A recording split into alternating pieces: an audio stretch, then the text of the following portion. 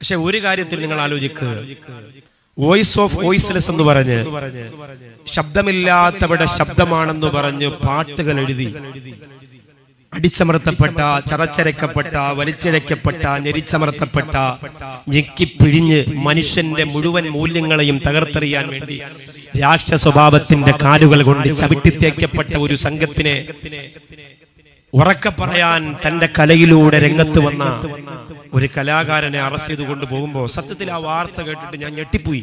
കാരണം അയാൾ പലപ്പോഴും പറഞ്ഞത് സോഷ്യൽ മീഡിയയിൽ മുഴച്ചു നിന്നിരുന്നു, മക്കളെ നിങ്ങൾ കള്ളു കുടിക്കരുത്, നിങ്ങൾ ലഹരി ഉപയോഗിക്കരുത്, നിങ്ങളുടെ അമ്മയെ പൊന്നുപോലെ നോക്കണം, നിങ്ങളുടെ അച്ഛനെ പൊന്നുപോലെ നോക്കണം, നിങ്ങൾക്ക് അവരേ ഉള്ളൂ എന്നൊക്കെ പറയുന്ന മൂല്യമുള്ള വാക്കുകൾ പറഞ്ഞ ആള് ലഹരി ഉപയോഗിച്ചെന്ന് കേട്ടപ്പോൾ ഞെട്ടിപ്പോയി. പക്ഷെ ഒരു സമാധാനം ഉണ്ടായത്, ലോകത്തൊരു ലഹരി ഉപയോഗിച്ചവരും പറയാത്തൊരു വാക്ക് അദ്ദേഹം സ്റ്റേഷനിൽ നിന്ന് ഇറങ്ങി വന്നപ്പോൾ പറഞ്ഞു. ലോകത്ത് കഞ്ചാവ് ഉപയോഗിച്ചവരും എൻഡിഎം ഉപയോഗിച്ചവരും കള്ളുകുടിച്ചവരും ലഹരി പ്രാന്തന്മാരും ഒന്നും പറയാത്ത ഒരു മനോഹരമായ വാക്ക്. അത് കണ്ടിട്ട് എത്ര സന്തോഷം ഉണ്ടായിന്നറിയോ എനിക്ക്.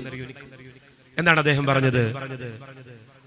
അനുജന്മാരോട്, എന്റെ അനുജത്തിമാരോട് പറയാണ്, ഈ ചേട്ടനോട് നിങ്ങൾ ക്ഷമിക്കണം. എന്തൊരു വാക്കാണത്,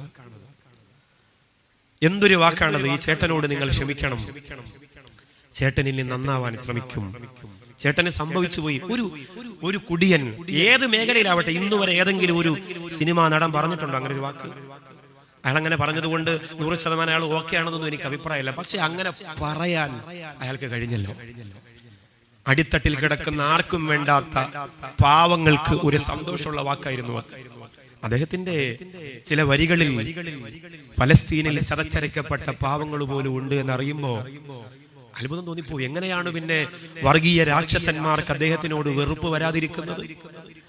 എന്തെങ്കിലും പറഞ്ഞ് ഇപ്പൊ വിട്ടത് ഞാൻ പറയുന്നു, ഇപ്പൊ വിട്ടത് കാര്യമാക്കണ്ട, അയാളെ ഉടനെ പിടിക്കപ്പെടും. എന്തെങ്കിലും ഒരു കുരുക്ക് ആ പാവപ്പെട്ടവന്റെ കഴുത്തിലേക്ക് എറിയാൻ രാക്ഷസന്മാര് കാത്തിരിക്കുന്നുണ്ട്.